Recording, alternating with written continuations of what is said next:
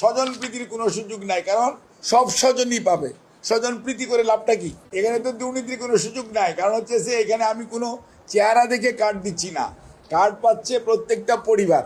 Bangladesh bank থেকে সুইচে button চাপবে, ওনার যে mobile নাম্বারটা দিচ্ছে অথবা ব্যাংকের অ্যাকাউন্ট দিচ্ছে ওটার মধ্যে টাকাটা চলে যাবে, এবং টোটাল সিস্টেমটা অটোমেটেড এবং এটা রেগুলার আপডেটিং হবে। এটা আপনার এবং তার পরবর্তীতে এই যে ডাটা কালেকশনের পরে আর কিন্তু ঘরে ঘরে যে টাকা ডিস্ট্রিবিউশন হবে না। টাকা ডিস্ট্রিবিউশন হবে বাংলাদেশ ব্যাংক থেকে সুইচে বাটন চাপবে, ওনার যে মোবাইল নাম্বারটা দিচ্ছে অথবা ব্যাংকের অ্যাকাউন্ট দিচ্ছে ওটার মধ্যে টাকাটা চলে যাবে। এখানে কোনো মধ্যস্বত্বভোগী নাই, কারো কাছে তদবির নাই, কারো কাছে ঘুরতে হবে না, কারো কাছে চাইতে হবে না, কারো কোনো সুপারিশ লাগবে না। না, আমি বলেছি 5 তারিখের মধ্যে, 8 তারিখের মধ্যে আমাদের সম্পূর্ণ প্রস্তুতি ইনশাল্লাহ কমপ্লিট হবে।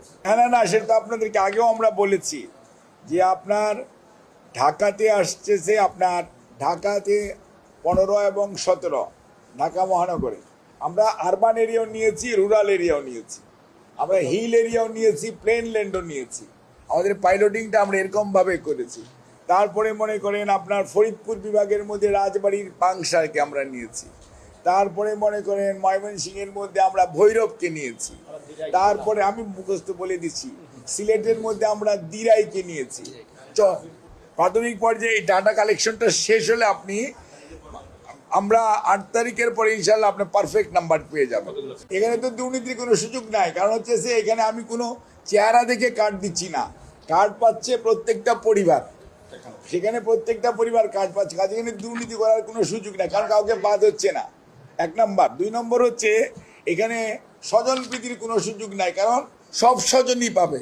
স্বজন প্রীতি করে লাভটা কি? অর্থাৎ আপনার মিসেসও কার্ড পাবে, আমার মিসেসও পাবে, ওই হতদরিদ্র মানুষটাও কার্ড পাবে। কিন্তু সুবিধাটা পাবে কারা? সুবিধাটা পাবে হতদরিদ্র, দরিদ্র, নিম্নবিত্ত, এই 3 শ্রেণী। আর আপনার আর আমার স্ত্রী যে কার্ড পাবে, they will not get this মানে বেনিফিট, কিন্তু তাদের কার্ডে একটা মার্কিং থাকবে যে they are contributing to the nation.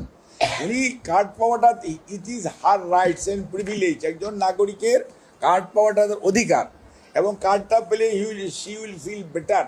আর এই কার্ডটার টাকাটা সে ড্র করবে না, এই কারণে তাকে দেওয়া হবে না। সেই টাকাটা সে ওই গরিব জনগোষ্ঠীর জন্য যাদের আজকে বেশি প্রয়োজন, তাদের জন্য she is contributing to the nation. So this is a acknowledgement from the on behalf of the state or রাষ্ট্র, যে আপনি আপনার টাকাটা নিজে না নিয়ে you are contributing. So card কিন্তু সবাই পাবে। ইট ইজ নট দ্যাট যে আমরা কোনো ফ্যামিলিকে দিব কার্ড, কোনো ফ্যামিলিকে দিব না, তা না। একদম টপ টু বটম সবাই কার্ড পাবে, কিন্তু সুবিধাভোগী হবে সবচেয়ে হতদরিদ্র, দরিদ্র, নিম্নবিত্ত। এখন আপনাদের মনে প্রশ্ন থাকবে, আপনি হতদরিদ্র, দরিদ্র, নিম্নবিত্ত বের করবেন কেমনে? এটার একটা বৈজ্ঞানিক সিস্টেম আছে, এটারে বলে পিএমটি স্কোর।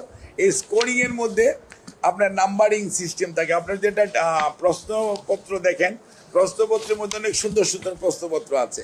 আপনার এটা নিলে, এটা হলো সারা পৃথিবীর স্ট্যান্ডার্ড একটা সিস্টেম, পিএমটি স্কোর। এটা দিয়ে আপনার স্কোরিং করার পরে আমরা বলতে পারবো যে এত নাম্বার, যেমন 700 যদি কারো নাম্বার হয়, সে কত, সে তো হতদরিদ্র মধ্যে পড়বে।